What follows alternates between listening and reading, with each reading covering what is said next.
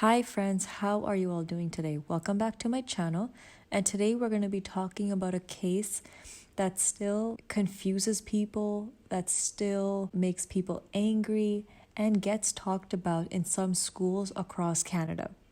If you're new to the channel, hi, welcome. I appreciate your support, so please hit that subscribe button.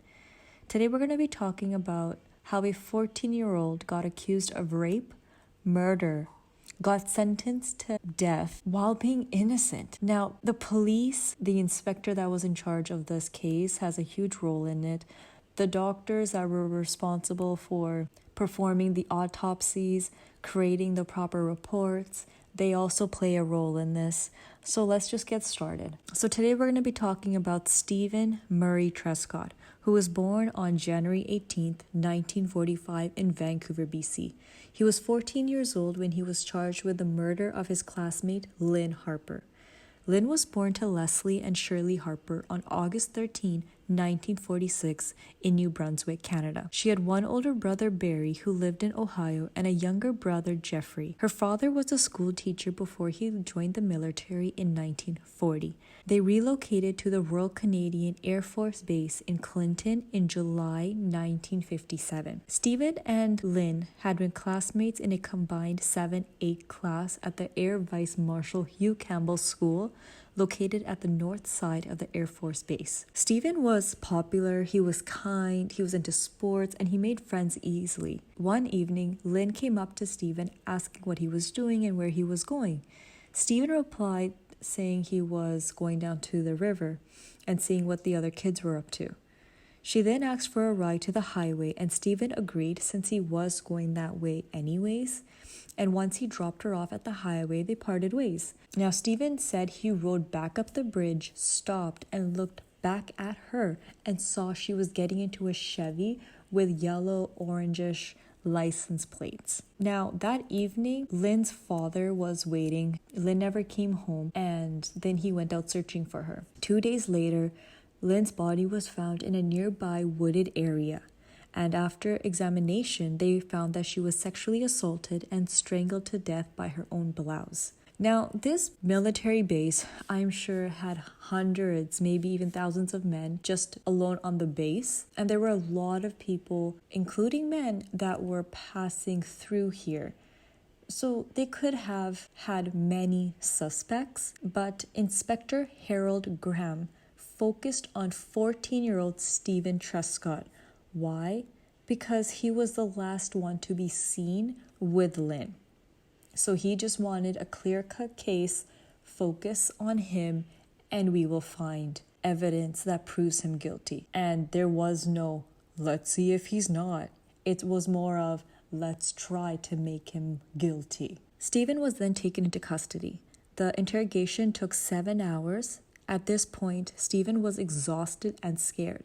Imagine a 14-year-old surrounded by police in a room, getting yelled at, getting taunted, no food, no water, wasn't able to see his parents, there's no lawyer, and they are just accusing him, getting like any child would have started doubting himself, and which is what happened. He slowly started mixing up his information, and some of the information turned out to be untrue.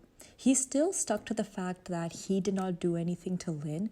It was more of information that was just in general, and he mixed up that information, and the police took it and ran with it and said, well, if this information is wrong, that means that he did not kill Lynn is also wrong. How does that make any sense? I don't know. But this was the crack that the police were looking for. And on June 30th, Stephen was arrested and taken into custody for Lynne Harper's murder. He was tried as an adult, and Stephen and his team did try to appeal it, but it was dismissed. On September 16th, Stephen's trial began in the Supreme Court of Ontario, and Mr. Justice Ferguson was the judge, and there was a jury. Now, Stephen was represented by Frank Donnelly, and the Crown, the opposing side, was represented by Glenn Hayes. Now, the evidence that supported this theory of Stephen killing Lynn was from the testimonies of children who claimed to have seen Stephen near the area where Lynn's body was found.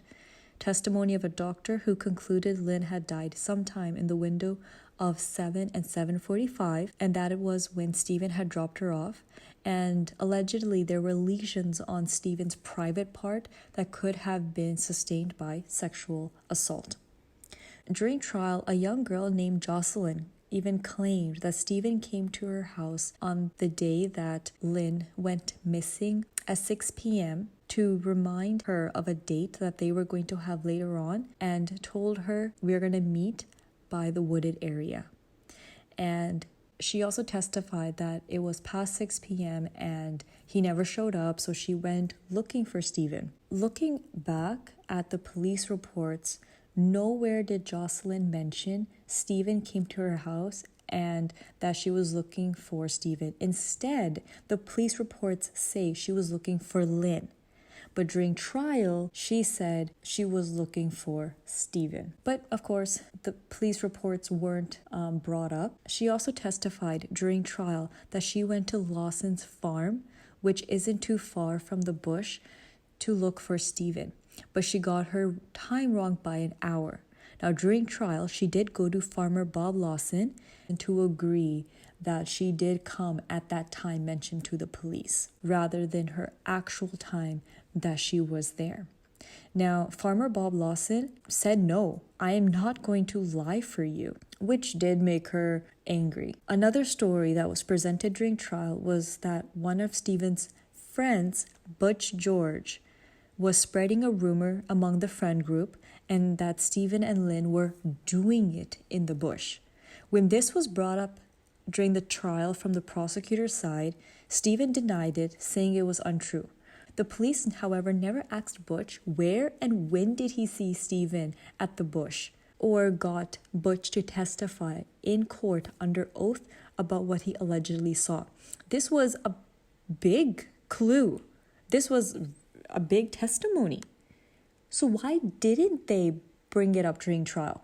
It's a witness. To physically see that Stephen was at the wooded area, why wouldn't they bring that up unless it was made up, unless they were doubting what Butch was actually saying? The reason why some are believing that Butch was not put under oath is because they believe that he had a credibility problem. He was always changing up the story. When Jocelyn was looking for Lynn and Stephen, she said she bumped into Butch and had asked him if he had seen either one of them, and he had said no. So why are you saying no to Jocelyn, but to the police you're saying that he saw Stephen and they were gonna do it by the wooded area? Now, Butch also told the police that later that same evening that Lynn went missing, he went to Stephen's home and they played catch. And he told the police that they didn't talk about Lynn at all. And then at another questioning time, he said that they did talk about Lynn. He was always mixing up his information. He was saying, yes, he did see him. Yes, he did talk about it. But another time, no, they did not talk about Lynn. He also mentioned to the police he did see Stephen by the bridge, but then at another time, he said he didn't see him by the bridge. When questioned why he was changing stories, he said, "Stephen asked me to." This caused doubt in people's minds. Could they believe Butch? The police then went down a different angle. Since they couldn't place Lynn and Stephen around the bush 100%. They figured, fine, we can't place them there, so why don't we figure out when exactly weren't they on the road? So they found 10-year-old Philip Burns, who had been walking home early that day. Philip Burns was asked by the prosecutor if he had seen Stephen and Lynn on a bike while walking home. Philip said no, he didn't. This made the prosecutor convince the jury that if Stephen and Lynn weren't on the road, that means they had turned to the bush. However, when cross-examining, Philip didn't remember many people who were walking by, but those people did remember seeing Philip, which is understandable. When there's nothing particular happening, we don't remember exactly who we saw when we walked down the road. I don't even remember who I saw yesterday walking down the road, and they're talking about remembering who he saw a couple months back. The investigation was now stuck. They had to prove that Stephen and Lynn did not cross the bridge, because if they did, there was no way Stephen had raped or murdered Lynn, since the bush came before the bridge. Now, 2 witnesses did come forward saying that they did see Stephen and Lynn riding a bicycle crossing the bridge. The first one was 11-year-old Dougie Oates, who saw Stephen and Lynn riding on a bike passing by on the bridge after he climbed up from the river. Another was 12-year-old Gordon Logan, who was fishing in the river and saw Stephen and Lynn by the bridge. And a little later, he saw Stephen ride back alone. Apparently, Gordon had told the police this before they found Lynn's body, but later during the trial, the police threw out this statement saying Gordon only said this to protect his friend and the bridge was way too far to see anyone clearly. But the police did perform an investigation to see if Gordon could have possibly seen that far off. They stood where Gordon was standing in the river, and you could clearly tell who was at the bridge, what kind of clothing were they wearing, what kind of activity they were doing. So it should have had some weight, but the police said, nope, it's untrue because he is Stephen's friend, so no, we're not going to be using this statement. The prosecution couldn't use any of this evidence to solidify the case against Stephen, so they turned to science, and they got many doctors involved. Doctors made it seem like Lynn, in fact, did die in the 30 minutes that she was with Stephen. Dr. Penston made a very precise time of death by Lynn's stomach contents, which is even hard to do with today's scientific advancements to be accurate. 2 doctors examined Stephen's body and concluded that his private parts had lesions on it, which was from sexual assault. They then went back to court and told this in front of the jury and painted him in a light that the jury found Stephen disgusting. During this entire time, Stephen kept saying he was innocent, that he dropped off Lynn at the intersection of Country Road and Highway 8, and when he stopped his bike on the bridge and looked back in her direction, he saw her getting into a Chevy with a yellow license plate. Police did try to investigate to see if what Stephen was saying was true, and they did conclude that from the place Stephen was standing, there was no way he could see the Chevy and what color the license plate was. Stephen, though, kept insisting that Lynn did get into a Chevy with a yellow-orangish license plate. There were multiple witnesses that supported Stephen's claim that they did see him dropping off Lynn and then standing on the bridge looking in her directions. There were also some witnesses that saw Stephen later on the school grounds at 8 p.m. and he seemed to be normal. He had no scratches, no blood, and he was talking and acting completely normal. Now, if a 14-year-old did commit rape and murder, I would be guessing that he wouldn't have first gone to the schoolyard right away. He would not be acting normal. But what do I know? However, because of the narrow window of the time of death and when Stephen was seen with Lynn, and the lesions, the alleged lesions that were on Stephen's private part, the jury gave him a guilty verdict with a recommendation of mercy. However, Justice Ferguson sentenced Stephen to be hanged till death. A year later, Stephen did try to appeal his conviction, but the Ontario Court of Appeal dismissed it. He then appealed to the Supreme Court of Canada, but they also dismissed it. Poor guy was getting rejected left and right. Imagine being 14 in jail with a death sentence for a crime he didn't commit. A little later, the Governor General had ordered his death sentence to be changed to sentence of life. Stephen remained incarcerated first at the Ontario Training School for Boys in Guelph, and then after turning 18 at the Collins Bay Penitentiary in Kingston until October 21st, 1969. At this point, he had been in prison for 10 years and was eligible to be released on parole. After his release at age 24, Stephen moved to Guelph, changed his name, and worked as a millwright, which he learned in prison. In October 1940, he married his wife Marlene, and they raised 3 beautiful children. He had never been charged with any other criminal offense. Now fast forward to 1997. Innocence Canada and the journalists from CBC's Fifth Estate became involved in Stephen's case. They traveled to Stephen's and Marlene's home in Guelph. Through this, they started searching for evidence that would prove Stephen was innocent. God bless Marlene. She was an amazing wife. She memorized all the documents and proof and the statements. She went tooth and nail all these years and stood by her husband to prove that Stephen was innocent. Thankfully, they got help from Innocence Canada and CBC's Fifth Estate. 30 years now. In 2001, Innocence Canada prepared and submitted an application for the ministerial review of his conviction. Then in 2002, the Federal Minister of Justice got Mr. Justice Fred Kaufman, who was a retired justice of Quebec Court of Appeal, to investigate the conviction. 3 years later, Mr. Kaufman found that there was clearly something wrong with the justice that was served. Now, because of this discovery, the Ministry of Justice referred the case back to the Court of Appeal, which refused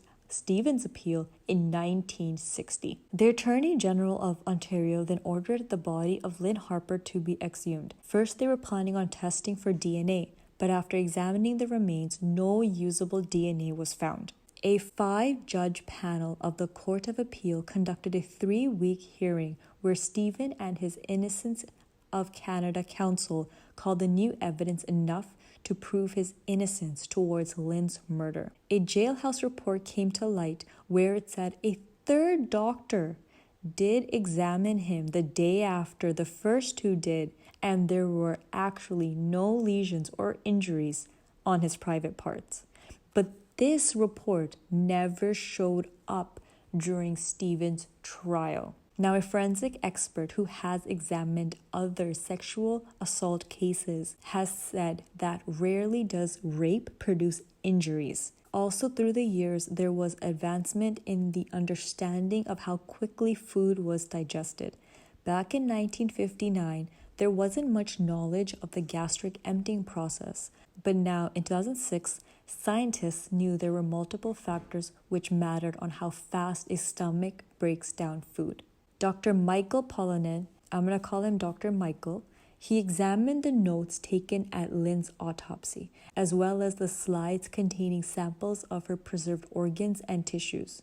Dr. Michael found that there was much less evidence of decomposition, and he would have expected if Lynne's time of death was really between 7 and 7:45 on June 9, he concluded that Lynne had probably died sometime on June 10th. And Stephen had an alibi for June 10th, so he could not have killed her. Another upsetting situation is that the Court of Appeal was provided with 2 unofficial versions of Lynne's autopsy report that had not been made available to the jurors during Stephen's trial. One of these versions appeared to have been the original that was drafted during the autopsy. In this document, Dr. John Peniston expressed the opinion that Lynne's body was found 40 hours after death, which would mean Lynne had died around 12:45 a.m. on the morning of June 10th.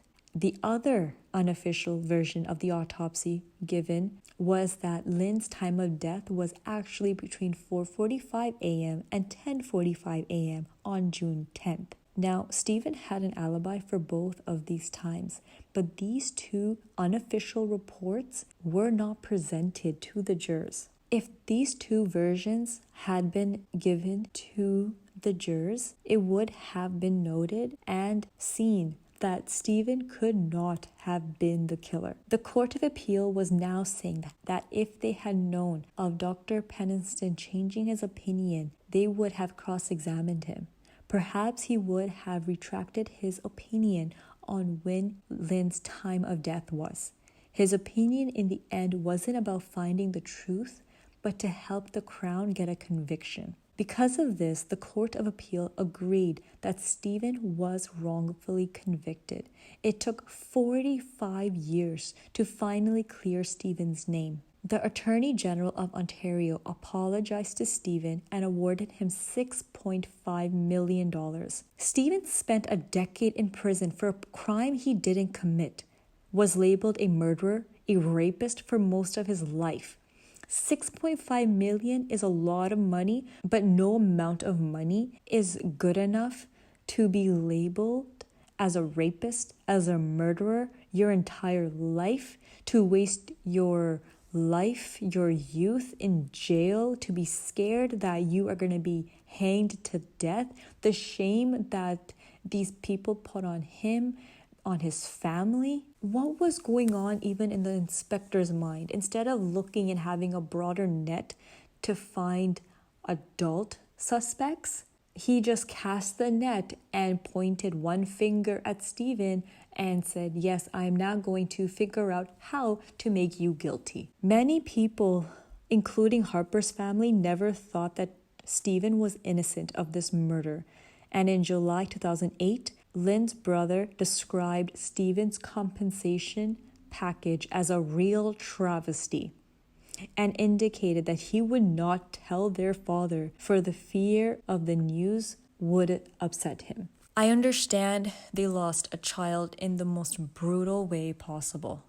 It is disheartening. It is gut-wrenching. I don't wish this on anyone. At the same time, another innocent boy got his life taken away and had this label on him. Yes, he got married. Yes, he had children. Yes, he was able to live a life. But at the same life, what kind of life is it that you've been in jail for a crime you didn't commit? What kind of life it is that you've been labeled as a rapist, as a murderer for your entire life? Like, you had to change your name, change your identity to have a life. But this case is a real heartbreaking case, and justice was not correctly served. Not for Stephen and not for Lynn's family. I hope this case did give the Justice Department across Canada a wake-up call, but there are cases even today that innocent people are getting put in jail for crimes they did not commit. Thanks for listening. Please comment down below your thoughts and if you've heard of this case. And until next time, bye.